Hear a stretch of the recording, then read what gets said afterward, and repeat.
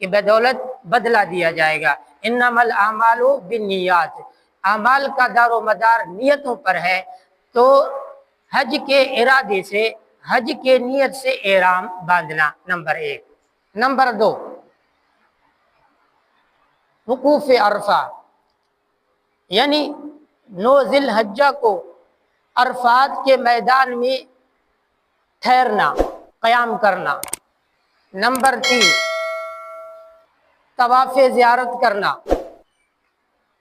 10 ذی الحجہ کو خانہ کعبہ کے گرد 7 چکریں لگانا، 7 مرتبہ طواف کرنا۔ نمبر 4، سعی کرنا، یعنی صفا مروہ کے مابین دوڑنا، صفا مروہ کے درمیان 7 چکریں لگانا، اس کو کہتے ہیں سعی کرنا۔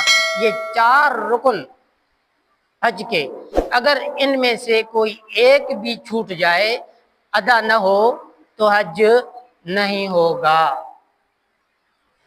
پیغمبر اسلام صلی اللہ علیہ وسلم فرماتے ہیں، من اراد الحج فلیعجل۔ آپ علیہ الصلوۃ والسلام فرماتے ہیں کہ جو شخص حج کا ارادہ کر لے تو اسے چاہیے کہ جلدی کر لے۔ جو شخص حج کا ارادہ کرے تو اسے چاہیے کہ جلدی کرے، یعنی کہ جو شخص حج کا ارادہ کرے اور وہ شخص حج کرنے کی قدرت بھی رکھتا ہو، طاقت بھی رکھتا ہو، صلاحیت بھی رکھتا ہو، اور وہ حج کرنا چاہتا بھی ہو، تو اسے چاہیے کہ جلدی حج کو چلے جائے۔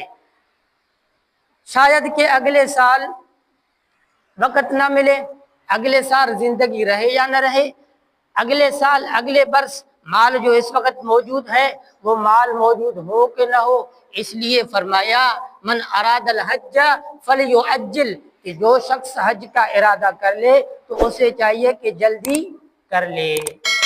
ہمارے ہاں ایک غلط فہمی پائی جاتی ہے، معذرت کے ساتھ عرض کرتا ہوں کہ ہم کہتے ہیں کہ بھئی ابھی جو دن پڑے ہیں، ابھی تو زندگی پڑی ہے، پھر اگلے سال کریں گے، ابھی تو بیٹے کی شادی کرنی ہے، ابھی تو فلاں کام کرنا ہے، ابھی تو زندگی بہت پڑی ہے، پھر جا کے حج کریں گے۔ نہیں نہیں نہیں، آپ کیا فرماتے ہیں؟ من اراد الحج فلیعجل، جو شخص حج کا ارادہ کر لے تو اسے چاہیے کہ جلدی کرے۔ زندگی پہ کیا بھروسہ، موت بھی تو آ سکتی ہے، بیماری بھی تو آ سکتی ہے، اور جو مال موجود ہے وہ بھی تو ختم بھی ہو سکتا ہے۔ اس لیے کیا فرمایا؟ من اراد الحج فلیعجل۔ آگے سنو، پیغمبر اسلام صلی اللہ علیہ وسلم